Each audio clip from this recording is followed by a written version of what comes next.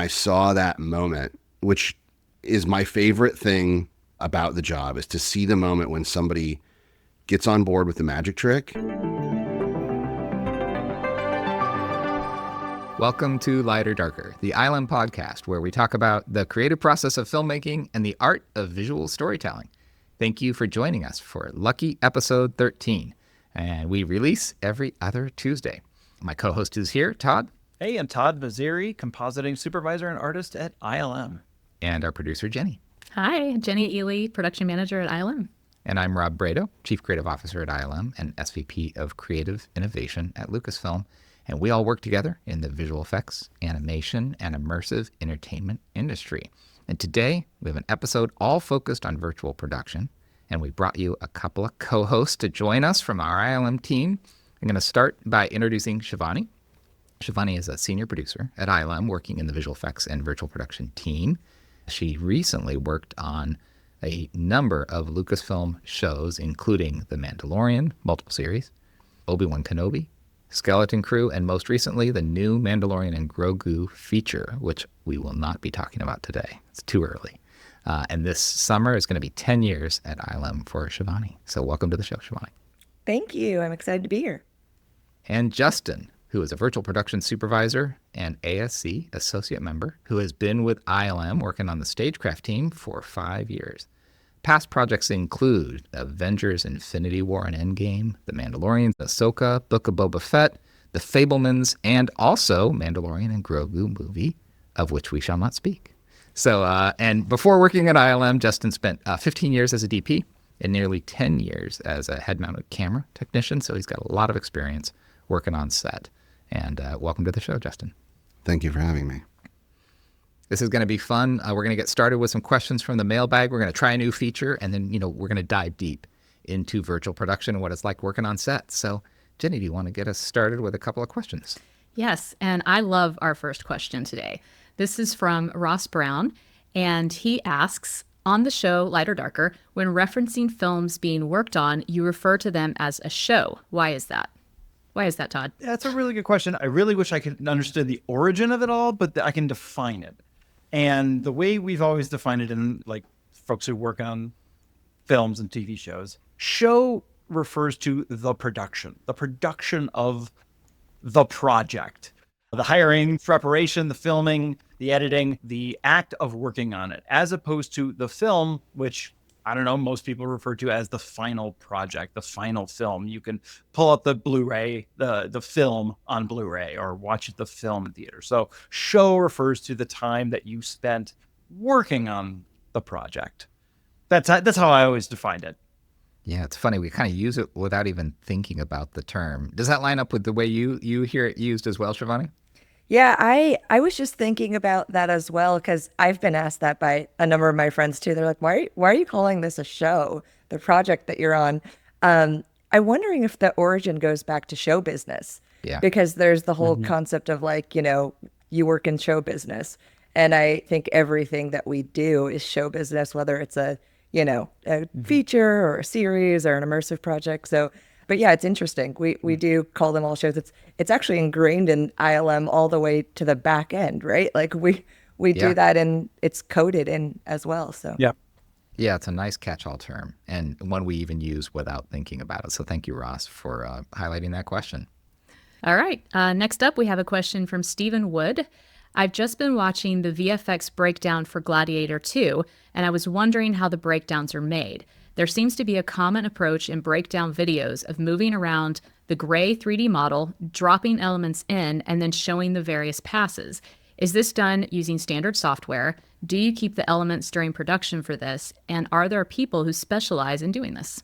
Yes, one of them is on the call with us today. His name is Todd Jhaveri. Yeah, I am definitely a breakdown snob. And what is really interesting about breakdowns, when you're trying to, it's a different frame of mind. There's a different goals as opposed to doing the actual visual effects execution.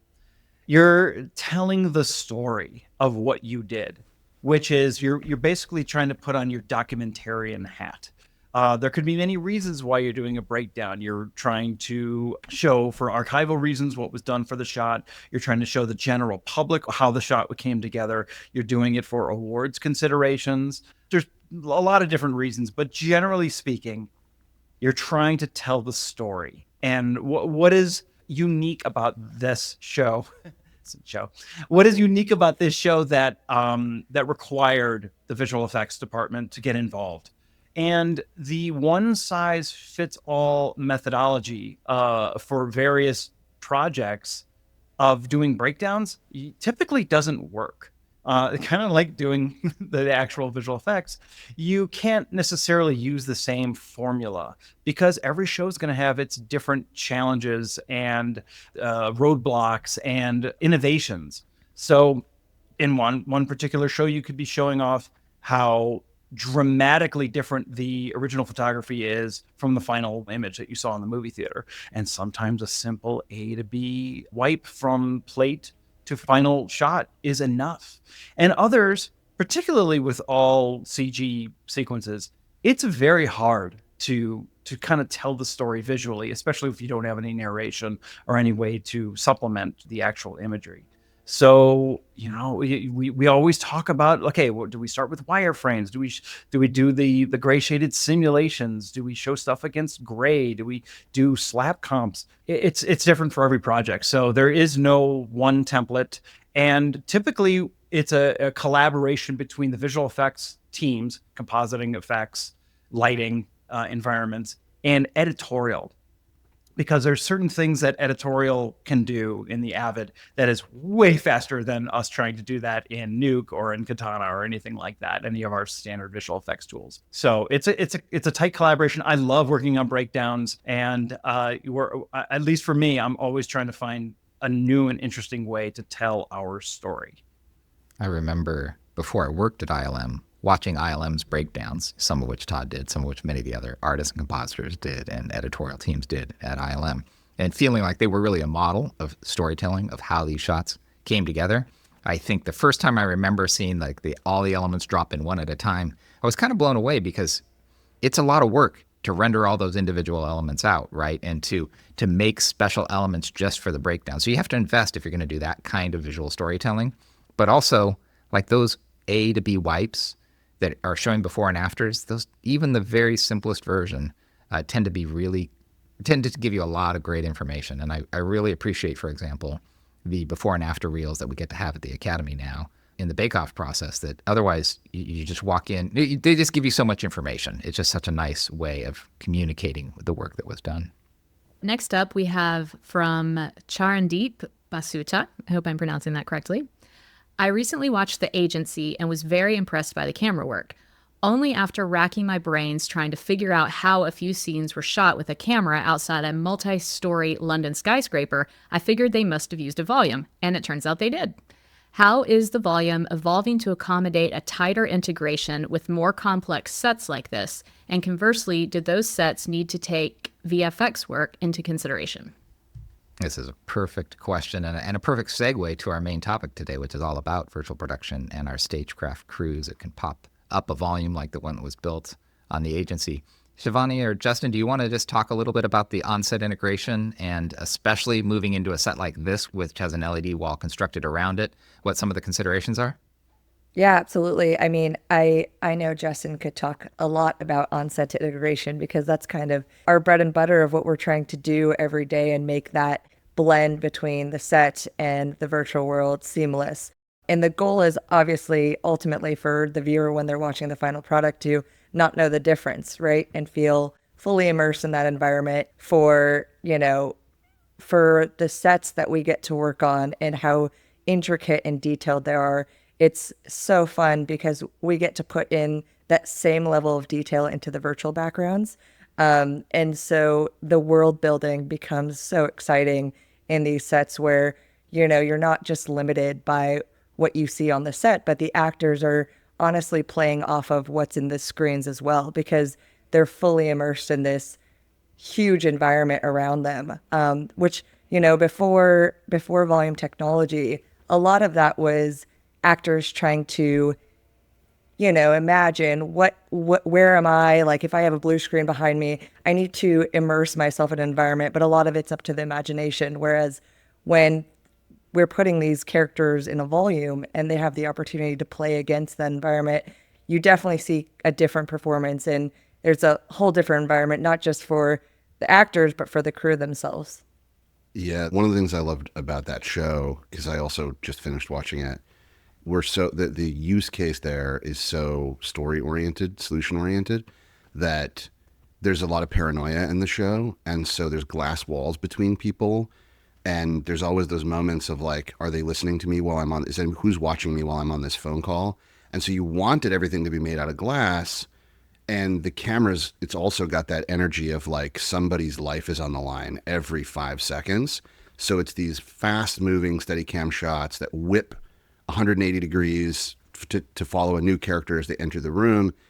And all of that, if you didn't have the LED wall there, would be a nightmare, right? You're like, I want this to all be made of glass, but maybe do we compromise and not have this made of glass? There's so many different times of day, and you're in that set so frequently that keeping it alive, the sort of keep alive of the set, whether it's plates, array plates that have been captured, oftentimes we'll augment those things with a little bit of 3D on top of it. So you've got some control, some light, some planes you can trigger to keep it feeling fresh and not like a loop. But yeah, I mean, it is complex with a set like that. Tracking the camera becomes more complex. You've got lower ceilings. You're trying to hide whatever technology you're using to track, to not replace one problem for your visual effects supervisor with a different problem. And we've gotten very, very good at this. We've done a lot of this sort of pop-up deployment in a fully built, fully enclosed practical set. And the key is just what you said. It's integration and collaboration. When you run into a roadblock and you don't know what the answer is, one of the quickest ways to get to the answer that you want is go talk to the key grip. Go talk to the head of construction, because this is their world. They've solved these problems before. And so coming up with solutions, we were racking our brains trying to figure out, how do we get all these mocap cameras installed in this set and then get them out fast? And we're like, oh, hey, Bud, who's the key grip on the Mandoverse, who we know well, and our capture supervisor, Mike Foster, we're talking, and then we're like, hey, Bud, how would you, if you had something you had to get in and out of here super fast, how would you do it? And he's like, oh, and just immediately has the answer to all of our problems. Yes. He's got stuff on his truck that already. He can mount it. Yes. 100%. So that is oftentimes the key to our success is we're a department like any other department, and we're part of the show, and we're trying to solve the same problems. And so building those friendships, leaning on those collaborators, because we are now sort of fully in their world, that they've been solving these problems for over 100 years. And that, chain of information can, as soon as they get their brain wrapped around our weird little problem, I've got these weird little cameras I got to put everywhere. Yeah. So absolutely. Like with many things in virtual production, it is collaborate with your other departments and integrate, and that'll be your sort of path to success. One thing I wanted to add about the agency is that like the alternatives, and speaking of like 100 years of cinema, that like what would have been the alternatives to using an LED wall for something like the agency, with the instructions that there had to be, this is a heavily glass set where we're going to see through many, many layers of glass. And also the frenetic camera work. We're not going to have lock-offs, so we're going to have a very free and frenetic camera. What would have been the alternatives without LED technology, with the screens and everything in StageCraft? And the two that come to mind very quickly are either a painted backdrop or a translite, which is similar to a painted backdrop, but it's backlit, so you can get really, really bright pin lights and actually sort of use it as a light source, but not necessarily as bright as, the sun or even our LED screens. And which would have given, a certain amount of fidelity in camera, but nowhere near the flexibility of being able to put up any image back there any time of day and trigger events for even actors to actually look at and react to. It's what an incredible melding of here are the parameters of what we're going to do for this show. How can we make this work? And you really, really made it work for that. That's a really great example. And you heard a couple of terms as Shivani and Justin were walking through that. This is what we call a pop-up volume, which means it wasn't permanently installed. So they built the set and then we popped up the LEDs around it in just a few days, actually. It's a huge wall, but it got installed very, very quickly because time is money on a set. You don't want to rent a stage for any more days than you need to. And then the LEDs were able to provide not all the lighting, but a component of the lighting. And then Justin was mentioning, I'm sure we're going to talk about this more today, tracking the camera. You might think of it as Todd was just describing, as a painting, and it is kind of like a painting, but it's a virtual painting that we have 3D control over. And Justin was alluding to multiple layers. So as the camera moves around, even if everything is essentially at infinity, right? How close are those buildings? How much parallax are you getting? Maybe not much at all. But one thing that can kind of give away a translight or a painted backing is you're trucking towards a backing. Your mind can feel that painting may only be 10 feet or 20 feet away from the glass because it doesn't have the correct lack of movement for the distance it should have, right? But by tracking the camera and knowing where it is, we can reproject that virtual window back there to be the right distance away, which is a long ways away in the case of skyscrapers, right, and the London skyline. So you get that very authentic feel for the kind of dynamic camera moves that they wanted to be able to do on the agency. So it's a really great example of the right tool for the job. And hopefully that'll be a theme we talk about, because this is not a one-size-fits-all technology. We'll talk about places you should not use LEDs. We definitely, even though we didn't just invent this, but we had a lot to do with the invention of this technology. We do not recommend it in all cases, but it's really a great tool for certain applications. And I think the agency is a great question to kick us off on this conversation. So we're going to try a new feature before we dive into the main virtual production topic with Shivani and Justin today. It's called Set Smarts, and this is a recommendation on set, like a creature comfort, a quality of life improvement that the two of you spend a lot of time on set. And what is something that you've learned from that time and you can bring to our listeners who might be, heading out on the set in the future? So Shivani, why don't we start with you? The biggest one for me that I think I take to every set is the importance of knowing people in other departments. And I think it sounds obvious, but it's often something that gets overlooked, especially with the chaos of your day-to-day on set. Every day you step on set, it's a new set of challenges. You don't know what's going to be thrown at you. No day is the same on set. It's always going to be kind of a new roller coaster that you're on. The most important thing I think that has been valuable for me throughout the years is making sure I have that point of contact in every department. You notice that you work with so many departments in any given day. We see that in visual effects as well, but when you're on set, you're interfacing with maybe 10 departments a day. And it might be anything from the AD department, you might be interfacing with the camera department, as Justin mentioned earlier, the grips, and there's just so many different folks involved in making this successful. And you're all working together in a very, very kind of ornately curated show in order for the day to run smoothly. And everyone's trying to make their day. So my biggest thing is just making sure you get to know people in every department and make sure you know whether it's introducing yourself, and not just that you know them, but that they know who you are is also very important, especially when you're walking onto a new set. It's very important for people to know kind of what is your role on this set and when should they be coming to you for things, and vice versa. So that's my biggest one. And then the same thing goes for Crafty as well. You need to know who the point of contact is at Crafty, because they will absolutely go to the back of the truck and get you a green juice every morning if they know you well. That's fantastic. That is a great tip. Oh, yeah. For somebody who's never worked on set and never heard the term Crafty before, Shivani, tell us what Crafty is. Yeah, so craft services, it's the wonderful people that keep us fed every single day. It's a whole section on set where they have snacks and drinks and late night meals as well. And they kind of make sure that the crew is taken care of and fed throughout the day. They're wonderful and not appreciated enough. So get to know them. And as you do, they will absolutely treat you to the back of the truck. It's great. Yeah, when some people point out that craft services has credits in the movie and sometimes are maybe scoffing at the length of the credits in the movie, I am right with you there. Like those people who are doing that hard work every day and keeping the crew fed are as much a part of that crew as anybody else, as much as us, as much as a director of photography. It's such an important part. And also, as you're talking about the relationships and the friendships you form across departments, end up being an important part of the filmmaking process. Love that. Justin. Can I do two? Oh, please. Okay.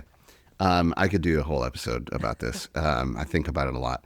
So number one, this is to piggyback off a previous episode. This is a callback for the chair that you bring with you on set. The DP on our show had this chair, bought this chair, and he was talking to all of us about it, and we're all sort of like, yeah. And he's like, sit in it. And I sat in the chair, and I was like, oh, man, I need this. So I ended up buying this chair. The tagline for the chair is buy once, cry once. It is not cheap. But it's called a Vyper chair, and it's got big casters that are locking. A lot of times our sets are, they might even be tilted. Like, you never know with an LED volume, you never know what is, a mine, a desert, a building, wreckage. So having this chair so I can scoot around and still do my job, amazing. The other one, and this one I cannot overstate enough, and again, I think people scoff when I say it, invest in the earpiece for your comms. Right. You will never regret it. You have to do it every day. Those things that they come with are uncomfortable, they're annoying, but for relatively little money, you can get one sculpted to your ear. And so when I put that thing in, I don't even notice it. That has ceased to be a bother of my day. And literally, people will be complaining about this for 10 years. Oh, yeah. And you're like, just do something about it, Justin, I've got to get your link for the custom sculpted, because I always go around to the ADs because they usually have slightly better ones. I'm like, oh, can I get that one? And like, I'm always chasing the slightly better one. I just need to do the proper upgrade, Justin. I'm getting the link. Or maybe we'll put it in the show notes for anyone who's listening. I got you. And, you're talking about a chair. This is... the amount of time that you spend standing on set cannot be overstated. These are 10-hour days. If things are going well, sometimes they're longer, and it's all on your feet, and there's rarely enough chairs to go around. So having a place to sit down is really, really helpful. Thanks, Justin. Thanks, Shivani. I think, Todd, you wanted to jump in with something. I wanted to piggyback on something Shivani said with understanding, the getting to know all the other departments. And, things go wrong on set. Things have to be, you have to improvise. Everybody is improvising. And sometimes things slow to a halt. I mean, if for a lay person to come onto set, they may be fooled into thinking, wow, what's going on? This is really boring. Nobody's doing anything. Well, that's usually because something has gone wrong. And what I wanted to add to it is when things go wrong, the compassion and empathy that you would have for the other departments. Van Ling once told me, when things go wrong, 99% of the time, you're sitting around waiting for one person to do their job. 1% of the time, you're that person. It's going to happen to you. All eyes are going to be on you to fix something, to make something work. So when it's the 99% of the time, a little bit of grace will go a long way. Don't be playing the blame game or anything like that, or develop anger in different departments. It's going to happen to you. So be cool with it. That's for sure. As you get to know your way around the set and other departments, you get to know when it's your time to help out, when you've got that problem, and when it's your time to just get out of the way and let the experts do their job. If the grips are rigging something up, you just know that is their world, and there's nothing I can do that's even 1% effective. I would only get in their way. But sometimes you can actually be a real help. You can be seeing they're doing a big lighting rig, and we're on an LED stage, and Justin can just walk over to the DP and say, like, hey, I can also offer you this. Do you want to audition this something on the thing? I can have it ready for you in 2 minutes. And, it might be a 20-minute rig. And the DP might be like, yeah, show that to me while we keep going. And then, 2 minutes later, maybe a 20-minute problem is solved. And then you've contributed to whatever that longest pole in the tent is, and kept the day moving, which is, lovely when you're able to be proactive in that way. Such a good point. And you actually bring up a really good another tip there, Rob, which is make sure you're very aware of your body language on set, because being in the wrong place on set takes 2 seconds for someone to call you out for being at the wrong place at the wrong time. It sounds a little crazy, but because there's, over 100 people on the set. How is someone going to notice just me standing in this one place? But it's pretty wild how quickly you could spot someone that it's their first time on the set just by where they're standing.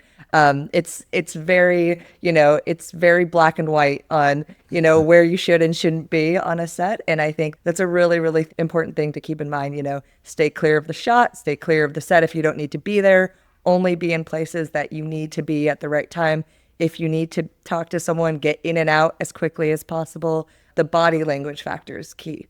Well, that's such an important point. And for those who haven't spent a lot of time on set, Shivani, why is it like both such a sign of respect or lack of respect or knowledge, but also like why is it so important? Because it's not just about people's ego. It's actually about how the day is going to get done and who can see what at what time, right? Yeah, exactly. You're moving at such a fast pace on set, and there's always someone looking at the shot. As someone is always framing up on a shot, looking through the camera at a shot. There could be someone miles away on an iPad looking at the shot. In the huge shows that we're working on, there's always a shot being set up for or framed up. And because of that fast-paced environment, you need to be able to be in a place that you're not being prohibitive to all the departments kind of working together in cohesion. If you're in the wrong place, you might be delaying them being able to get the right framing. Or if you're talking to the wrong person, you might be delaying that person from talking to the DP about setting up a shot.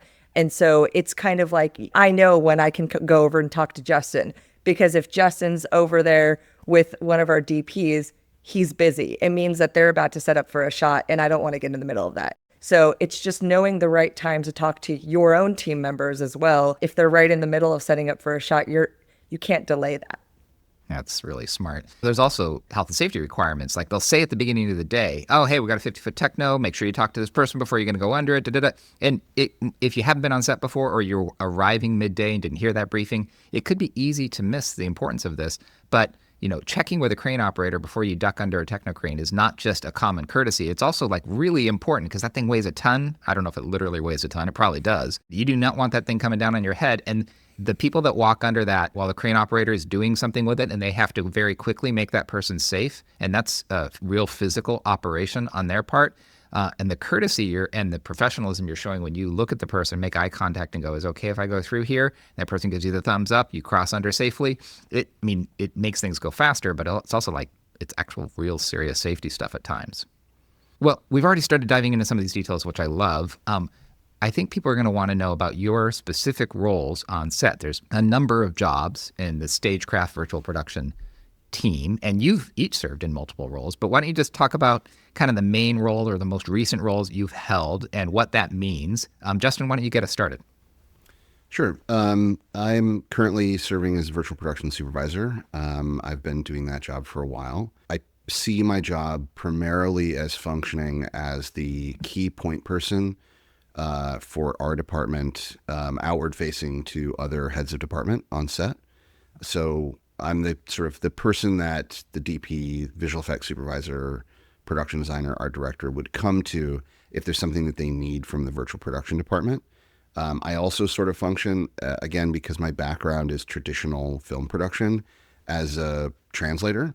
I sort of take gearhead and I translate it into tech head.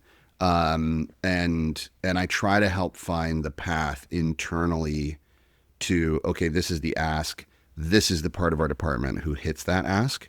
Another part of my job, which this I learned from my team, and one of the great experiences I had was starting in StageCraft right at the very beginning, not in a supervisory role. So I got to watch a lot of people develop their methodology.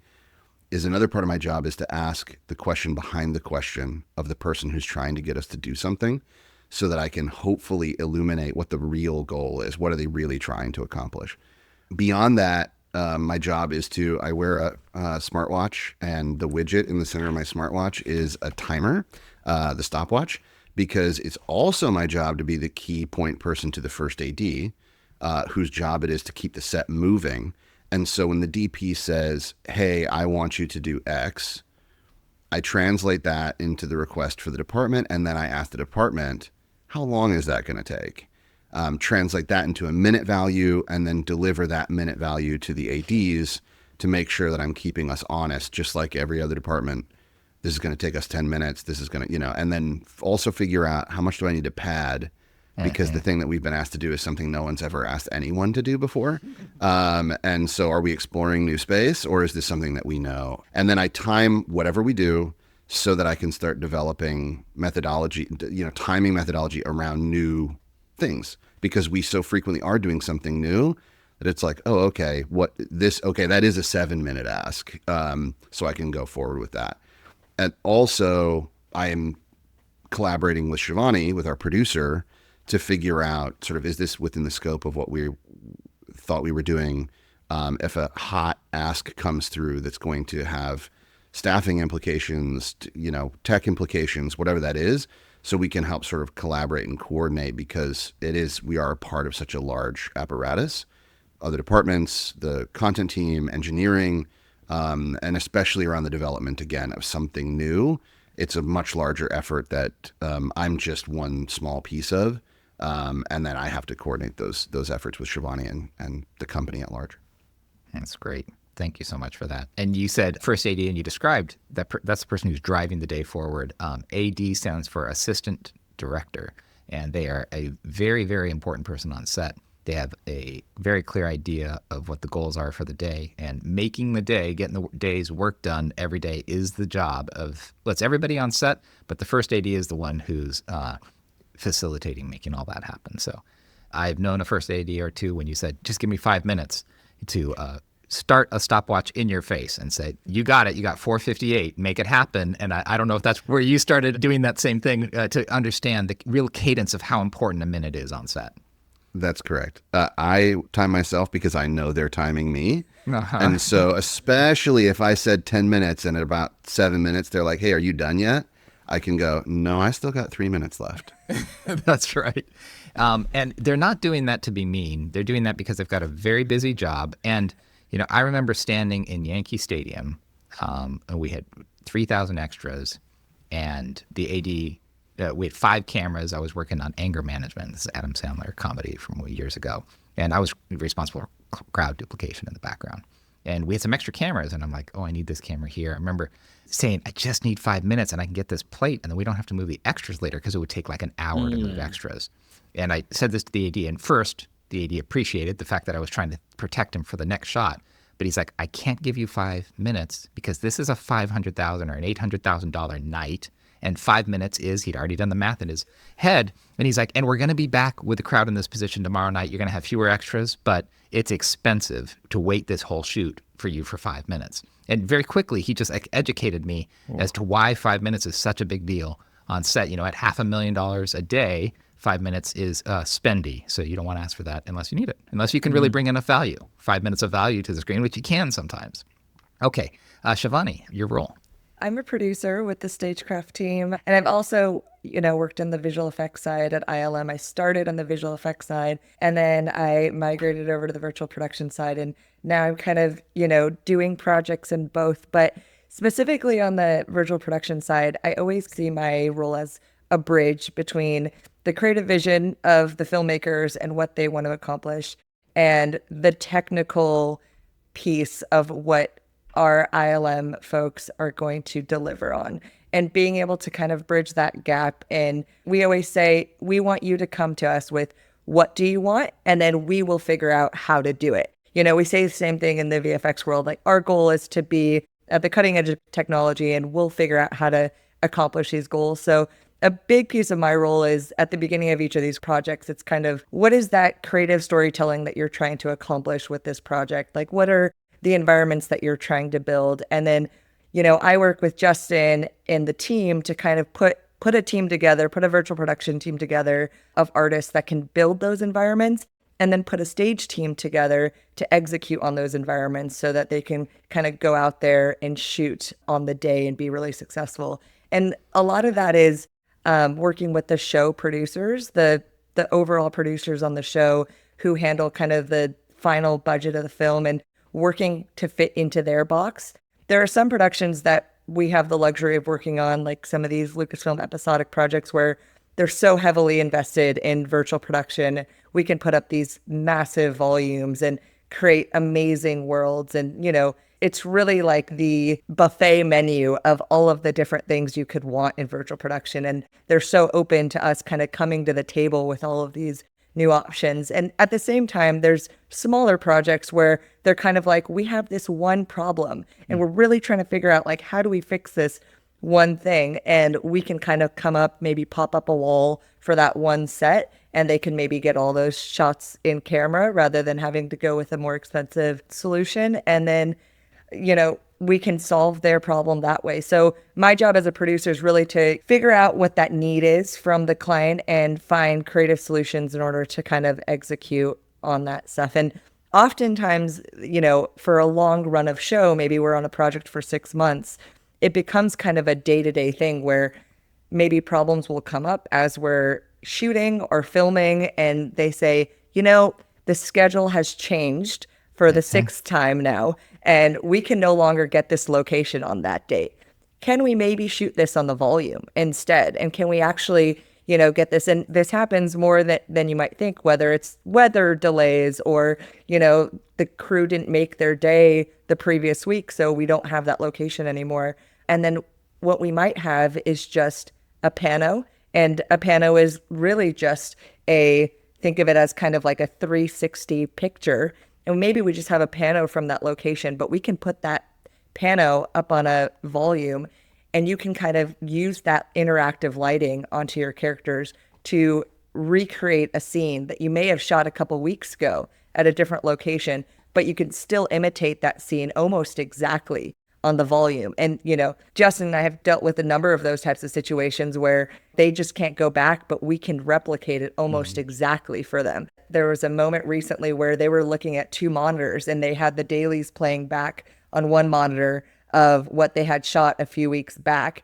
And then they had, the live camera view. And it was amazing. There were people walking up saying they couldn't tell the difference between what we were doing and the volume. And when you see the usefulness of that tool and how you can recreate something that's so fresh that you just did, you really start to realize all of the possibilities there, right?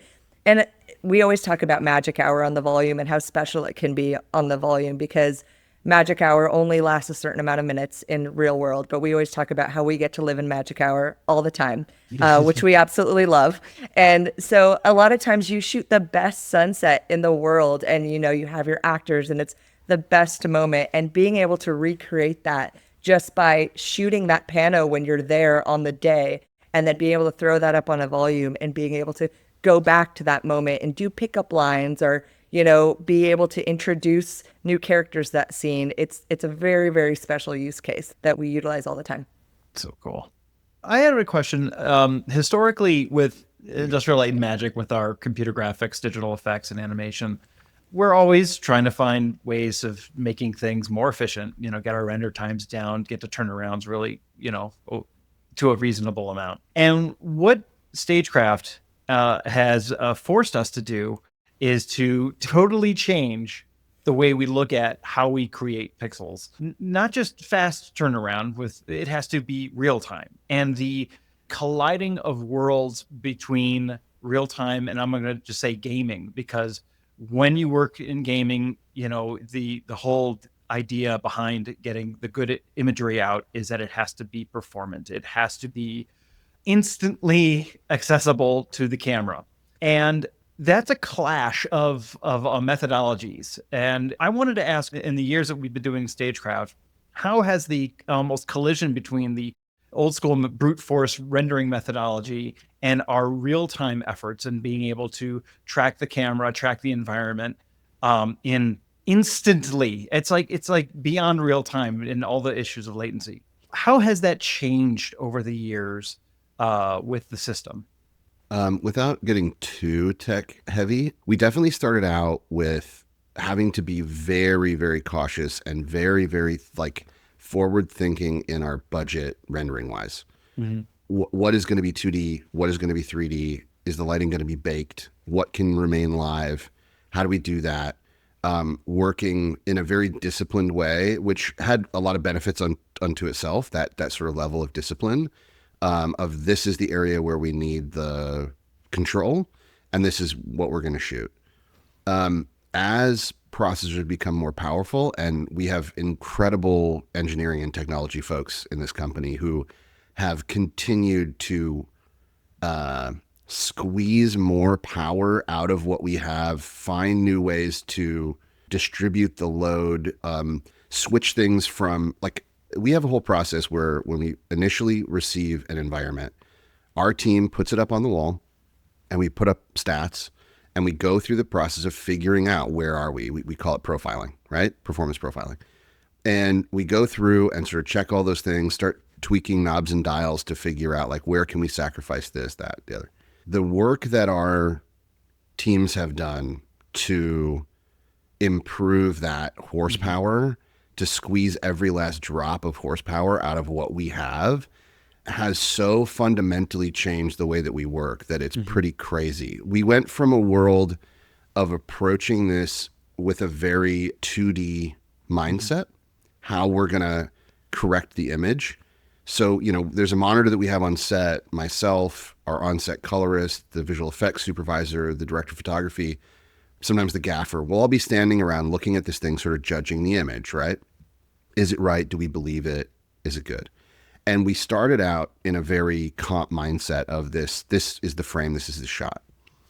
And to your point about that sort of collision of the gaming mindset, and then also just, I think it's the cinematography, photoreal photography mindset all colliding in one space, is that what we all realized pretty quickly, what we wanted to do is light the scene, not color correct it. If we could avoid it, let's light the scene with lights, because that's what they're doing. They're lighting the set with lights, and it has consequences. They put a light there, and now this pillar casts a shadow over there. Well, I've got those pillars. I want to light that and cast that shadow so that this is all making sense. When they flip the key light, right?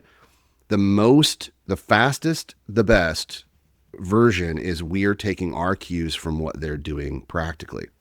And on the last couple of shows, having that overhead, the performance budget overhead, to keep these scenes live lit, to light them with lights, to approach it as a lighting exercise, has been extraordinary. We move faster. The DPs can speak their language with no interruption. I want a narrow, a LECO, which is, ellipsoidal, a very narrow beam light. This was one of your previous guests, Dean Cundy. We had this moment where Dean was like, I want a light raking on the back of that set, because he had the armorer, and it was becoming very tone on tone. Her helmet and this cave were becoming sort of tone on tone.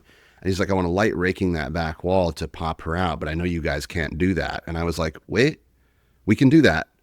And we put a light out, we raked it along the back wall, and I saw that moment, which is my favorite thing about the job, is to see the moment when somebody gets on board with the magic trick. And immediately there was a tonal shift. The ADs came in and they're like, hey, we got to move to me. And Dean stepped in and he was like, we're lighting. And it was immediate. Now we're lighting, right? And so he's giving us all lighting notes, just exactly as if we're a part of the team. And we're putting slashes of light on the background, following through the scheme of light that the gaffer is doing. That, so it's been a huge change, and it keeps becoming more and more sort of in keeping with, I think, our central ethos, which is, as Shivani said, filmmakers come to us with what is the thing they're trying to do. And I love it when the thing that they tell us to do is literally just exactly what we're doing. I'm not doing a lot of translating. It's like, oh, hey, yeah, we're going to take a key light and we're going to slash it across that wall back there and narrow the beam and blah, blah, blah, blah, blah. I can just take exactly their notes, or have the gaffer just talk directly to the operators. That has been a huge change, right? I don't have to say, well, actually what we're going to do is we're going to re-render, we're going to move some lights around, and then we're going to, re-render this and use a comp trick for this. Yeah. When you were talking about profiling and the compute infrastructure, without going into a ton of detail, this is much more than one very high-powered computer, or a high-powered computer with even several GPUs. This is an array of machines, right? Powering tens of thousands of pixels in real time at 24 frames per second at very low latency, right? So this is a very complicated supercomputer or array of computers to try to profile and control? So your team has to be an expert in all that. We have, again, we have incredible on-set engineers as well. I'm very blessed to not have to be anywhere close to the smartest person in the room, which I am fully aware that I am not. And so we have incredible engineers, incredible operators who understand how to manage that much horsepower in very, I mean, as we've been talking about, this is all set real time, right? Mm-hmm. The clock is ticking every moment of every day on everything that you're doing, and you just got to get it done, you know? So getting through that and managing that massive system, we do it every time. So it's great. I love the fact that this is a very, very complicated system, and the goal, and actually a large part of your job, is to insulate the production from all this complexity. It's just a tool, and we want to find the best tool for the job. And but you don't always have a ton of prep time. You don't always have people who have done a ton of work on the LED volume today. Sometimes people have other experiences, but many times they might be coming into an LED volume for the very first time, or certainly ours. I'm reminded of that Spielberg show where I think they just had a couple of days on the volume, and they had a lot of work to do. And I think the prep time kept getting squeezed and squeezed and squeezed, where you guys, it had to work. And I know you and Pablo felt a little bit of pressure on a big show coming in pretty hot. That's right. It was, I still have a hard time processing that it happened because it was like in the span of, I think it was, my memory is telling me it was 3 days. I met Pablo Hellman, and so my head is already sort of spinning. ILM Visual Effects Supervisor, yes. ILM Visual Effects Supervisor Pablo Hellman. So I meet him, and he's on a mission, right? They're shooting the movie. I'm new. He's not new, right? So he comes in. He's like, boom, we got to do this. They bring the car in. This is a car sequence. They've already filmed the plates for this sequence. And it's a sequence where a lot of stuff happens. They had already done an SFX gag where a light pole blows over. There's sparks flying everywhere in the plates, and they're driving toward a tornado. So it's chaotic, the plates that they shot. So he comes in, he's talking through everything that we got to do with me. And then he says to me, Janusz is going to be coming in very soon, and he's not convinced this is going to work. And I was sort of like, oh. So the next person who comes in is Janusz Kaminski, the DP. And as said before, I was a DP before I did this. So Janusz Kaminski is definitely up in a pantheon for me. So meeting him was startling, and I was a little dry mouth. And right away he comes in and he's like, this isn't going to work. I don't know why we're doing this. This is a terrible idea. And this is before you'd even gotten a chance to show him. He's coming in hot from having to shoot all these other things, not having enough prep time. That's correct. And they're, again, they're in the middle of this shoot. They've been doing long days coming up to this. Also, we had met their camera department, the ACs, the day before, the camera assistants, and they were like, buckle up. They just said that to me, buckle up. So he came in pretty hot. And of course, what he walked into was the plates in their neutral state. Mm-hmm. They're pretty flat looking.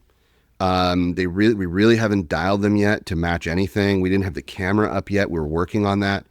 And our colorist, Smack, ILM colorist, had jumped in right away and was like, hey, can we just show it to you?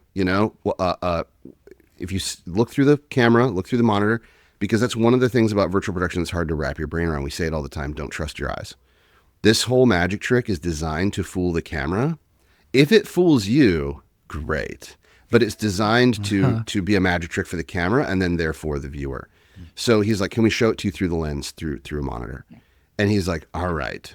And he sits down and we get it up and I go over and I align. I have an iPad that I can control a lot of things about the volume with.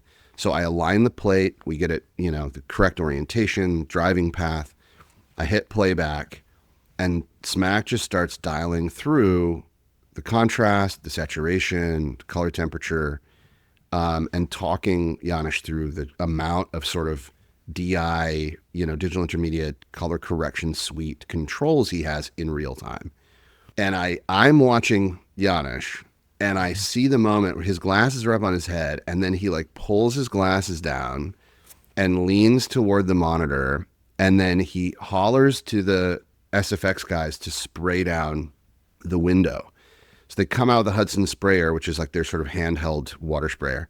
They spray the window down. We got water droplets on the window, and you can now see the moment where, boom, the pole blows, the lights go scattering across. You see the reflections in all of the beads of glass. Oh, and he leans forward, he claps his hands super hard, and then immediately starts, like, we've now moved through the looking glass.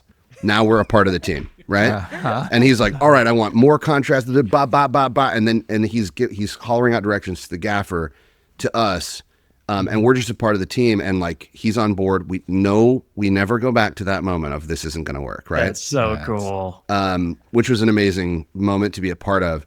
And then hours later, Steven Spielberg comes in, and then the shoot was like 6 hours. It wasn't even a whole day. Mm-hmm. At the end of the thing, they're like, all right, cut, moving on, next, and they breeze out of there. And I was bubbling like a tea kettle. Like, I could not sleep all night. It was incredible. This is, I don't know if we said it, this is the Fablemans, that big twister sequence, right, in that car. And the reason Pablo was pitching that StageCraft might be the right tool for the job was exactly what you just described. All that reflection, the water on the windshields. Of course, it could have been done with all CG, but it would have been a lot of heavy lifting. And here is a 6-hour solution that got them, if not all, a huge percentage of the shots in camera to be finished and dropped into the movie. Okay, we're running out of time. I want to keep talking for hours, but maybe, Shivani, you could just very briefly, we've talked a lot about where it is the right tool for the job, and we've said the right tool for the job a few times. Maybe a couple of highlights where somebody might come to you saying, hey, I want to use StageCraft LED for this, and you'd say, no, we should go outside. No, we should do it this way. What are just a couple of highlights, and we probably don't have time to dive into all the details, but we recommend it for maybe a quarter of the times people come to us. And what are some of the things that you can just easily rule out? Yeah, I mean, it's an ever-evolving technology, right? I mean, we are constantly figuring out new ways on how to make it work. But as you said, a lot of times we'll get a script or a scene and they'll ask us to do a breakdown, tell us where it works, tell us where it doesn't work. And a lot of the just clear outliers of when it's not going to work is situations where you have a ton of hero background that you need in a character, and you need them to be really close. And, this traditionally you might do a VFX, blue screen, digital doubles, build it out in the background. We have been able to become very, very successful in getting a lot more, high fidelity DDs in the background. But when they're very, very close to camera, that's kind of when we start to think about, well, is this the right use case? If you need a CG character and you need something that's pretty close to camera, you don't have them on the day. Generally, we will always recommend, like, it's a better done in post. You're going to be more successful getting, whether it's a CG character or maybe there's a huge hero explosion that has to happen in the background, or a plane needs to crash or something like that. Things like that we all know VFX is just bread and butter. We've done it a million times. We know it's good at that. Stuff like that is not great to get in camera finals. When it is great, though, is a lot of times when you're going to get your hero shot through the VFX shot, but maybe you need to do all of the surrounding shots and you just need the interactive light from that. So we can still throw a plane on the wall and we could crash it and get all that great fiery explosion, reflections, and all that good stuff on the actors. So for that, it might be a great use case. But for the hero shot of that plane actually crashing and those really traditional CG VFX shots, it's not the greatest for that kind of stuff. The other thing that we always caution against is really hard sunlight. If it's a very, very hard sun, and, like I said, we've made improvements in that way too, but those are never the scenes that we're going to recommend for in the volume, because you're never going to be able to fully replicate the sun. It's never going to be 1-to-1, that lighting that you want, that hard sun. And we've absolutely done some of that stuff in the volume. But I think when you look at that type of lighting versus, a flatter lighting or a more, dusk, sunset night, or interiors, you're always going to find more success in those types of use cases. So those are kind of like the two main things. And I don't know, Justin, if you have any other flags to add that we look out for and say, maybe this is not the best use case. And I think the wonderful part about having the background that we do at ILM, where, or traditionally a VFX company, is you're always able to weigh both. So as a producer, oftentimes what I'm doing is when I'm getting a script, I'm actually always doing a cost analysis compare. A lot of times what we hear from people is, well, we don't have any budget for virtual production, so we can't do it. My goal is to be able to kind of sell them on the fact that, hey, look, like our goal is to be able to take budget out of other places to make this worth your time.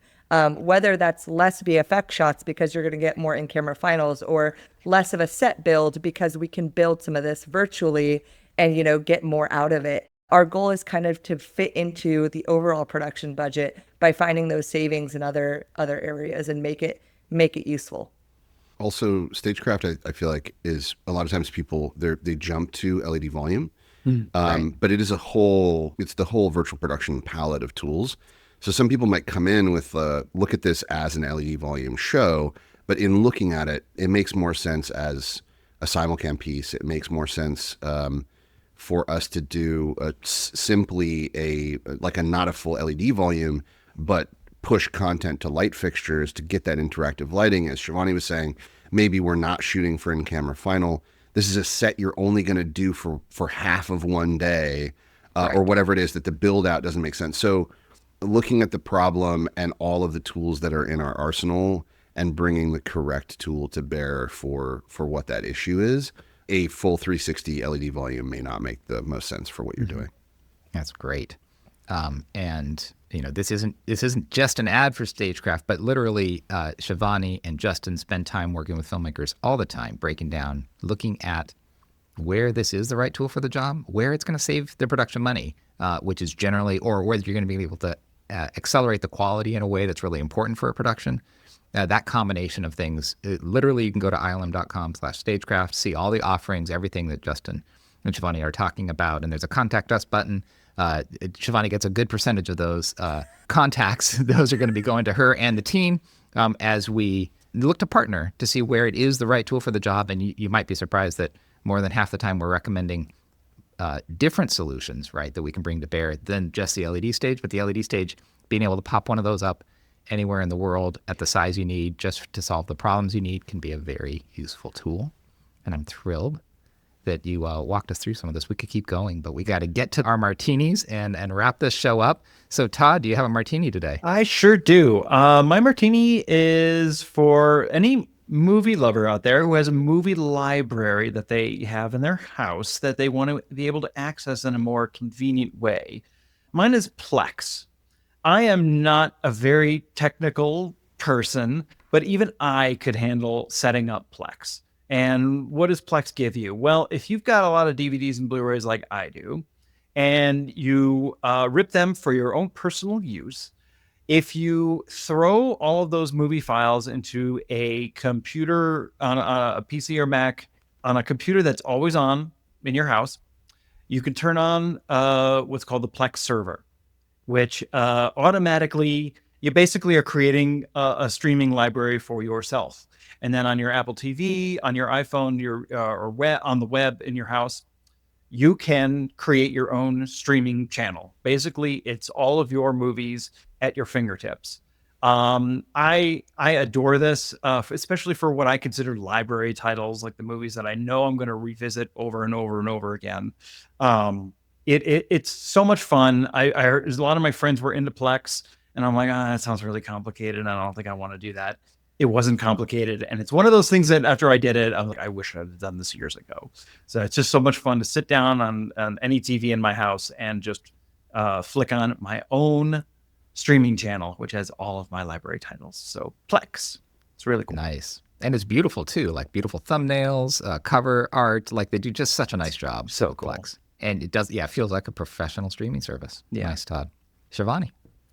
So mine is a book, but also kind of a philosophy. It's called Meditations by Marcus Aurelius. It sounds very dense, but I promise it's not. It's really this philosophy of Stoicism, which is, I think, we're in February. It's already been a little bit of a year, I think, for a lot of us, for all of us in LA. We had the fires, and yes, it's been quite crazy. So I picked up this book actually at the beginning of the year, and it's the whole philosophy of Stoicism is kind of about the idea that you can only control your actions and you can't control all of the other things that are going on around you. So focus on what you can control and kind of lead with logic rather than too much emotion. And I think a lot of us in leadership, we always try to do our best at that without leading with, an excess of emotion. But I love the book, and I, would recommend it to anyone that's kind of looking for something that's a bit grounding in a way. And there's a synopsis version of it called The Daily Stoic, and it's just little passages of that philosophy. There's one every morning. So I've been reading it every morning this year, and I think it gives me kind of a fresh outlook on my day, not to get, too overly invested in kind of smaller issues and just focus on what you can, impact what you can in the time we have. And I'm really enjoying it. Very nice. Yeah, that seems perfect for a StageCraft producer as well. Like that in the chaos of the day. Yes. I love it. Yes. Yeah. Jenny. Yeah, so mine's actually 2 books, about as far away from meditations as you can get, because mine is completely a fantasy world rather than anything that has to do with reality. But mine are 2 books that are in the same universe. It's A Day of Fallen Night and The Priory of the Orange Tree. They're both by Samantha Shannon. They're part of what she calls the Roots of Chaos series. So Samantha Shannon's a British author who specialized at university in the poetry of Emily Dickinson, which is so specific. I just love that. And she published her first best-selling book when she was 21 years old, which for fantasy, that's just incredible. So Priory of the Orange Tree was the first one. It came out in 2019. And then A Day of Fallen Night is a prequel that came out in 2023. So I've read both of these books a few times, and I just recently listened to the audiobook of both of them. They're high fantasy. They're quite lengthy. Both are around about 850 pages.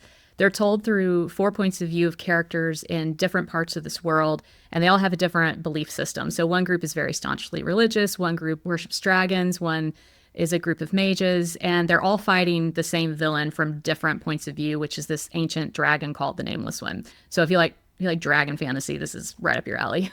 But both books have really, really strong characters, both female and male. And particularly in Day of Fallen Night, which is the prequel, we get a deep dive into this world of these incredibly fierce female warriors, and that are referenced in the first book. But in the prequel, we go much deeper into how their society is structured and how the warriors are developed. And for being such long books, nothing drags. I mean, there's just enough backstory and history to give you the info you need, but there's also so much action. So I can't wait for the next book in the series. I don't know when it's going to be out, probably a few years. But if you love big, beefy fantasy books that you can just lose yourself in, I recommend Priory of the Orange Tree and A Day of Fallen Night. Thanks, Jenny. Justin. Mine is very film oriented. It's an app that you can get for your phone. It's called Artemis. And it is a sort of a camera director's viewfinder tool. And it's something that is enormously helpful. You can select the format of the camera by manufacturer, by aspect ratio, and it has modeling in it for basically every lens that is out there, both sort of prosumer and professional. And it is just massively helpful when you're scouting a location to figure out where is the camera going to go, where can it go. You can take photos from it, and you can also stream from it to another device. So somebody can be walking around with an iPad, and you can be streaming what you're looking at to them. We've used it as sort of a quick and dirty VCam solution. DPs use it all the time, so it's not something I have to convince them to use or anything like that. And its field of view for all these cameras is super accurate. So it's just a really great tool. You can take stills out of it and use those to communicate, hey, this is what we're looking at. This is the shot. Especially if you're on a project where you've been given storyboards or previs and you now are on the real set, you can go and try to replicate that and figure out, is that really what the shot's going to be? And where is the camera in the physical world if that's what the shot is supposed to be? So yeah, it's great tool. Updated all the time as new lenses come out, new cameras come out. Yeah, Artemis is a great app. My Martini today is an app as well, Letterboxd. We're both, Todd and I are bookending our martinis with library-related applications. So Letterboxd is an app for your iPhone or anything like that.